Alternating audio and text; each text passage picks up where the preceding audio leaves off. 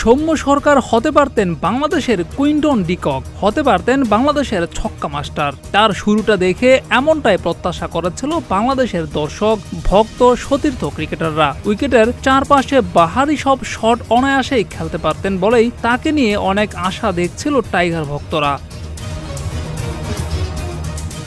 বড় বড় দলের বিখ্যাত বোলিং বিভাগও তছনছ করার সক্ষমতা সৌম্য দেখিয়েছিলেন অভিষেকের পরপরই।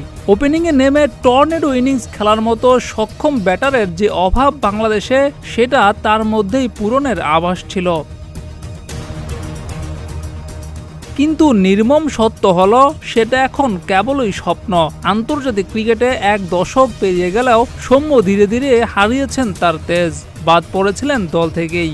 বাজে পারফরম্যান্সের পরও অনেক সুযোগ পেয়েছিলেন তিনি, দেওয়া হয়েছিল সুযোগ তাকে, কারণ তার উপর আশা ছিল সবার। কিন্তু প্রত্যাশার চাপ সামলাতে পারেননি সৌম্য সরকার। ধীরে ধীরে একেবারেই অনুজ্জ্বল হয়েছিলেন তিনি।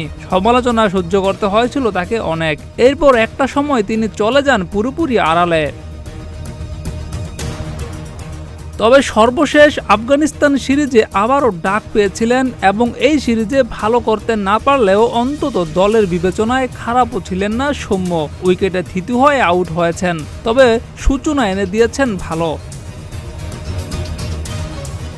এই সময়ে এসে সৌম্যকে একটি পরামর্শ দিয়েছেন বাংলাদেশের ইতিহাসের সবচেয়ে প্রতিভাবান ক্রিকেটার হিসেবে বিবেচিত ও সাবেক অধিনায়ক মোহাম্মদ আশরাফুল। সৌম্যকে টি-20 না খেলার পরামর্শ দিয়েছেন তিনি।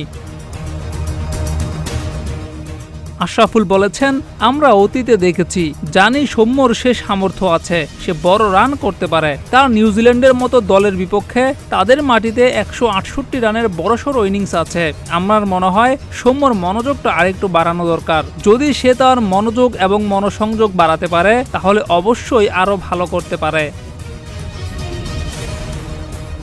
মনোযোগ বাড়ানোর জন্য কি করা উচিত সৌম্যর? আশরাফুল পরামর্শ দিয়েছেন সেটাও। তার মতে তার পূর্ণ মনোযোগ দেওয়া উচিত ওয়ানডে এবং টেস্টের জন্য।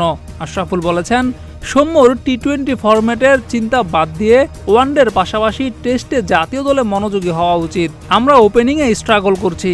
এখানে সৌম্য 10 বছরের অভিজ্ঞ পারফর্মার। যদি নিয়মিত পারফর্ম করে তাহলে দলের জন্য কমপক্ষে 2 ফরম্যাটে, বিশেষ করে ওয়ানডে এবং টেস্ট ম্যাচে আমরা সৌম্যকে চিন্তা করতেই পারি। টি-20 ফরম্যাটে আমি মনে করি সৌম্যকে চিন্তা না করাই উত্তম। জিয়াউর রহমান, প্রতিদিনের বাংলাদেশ।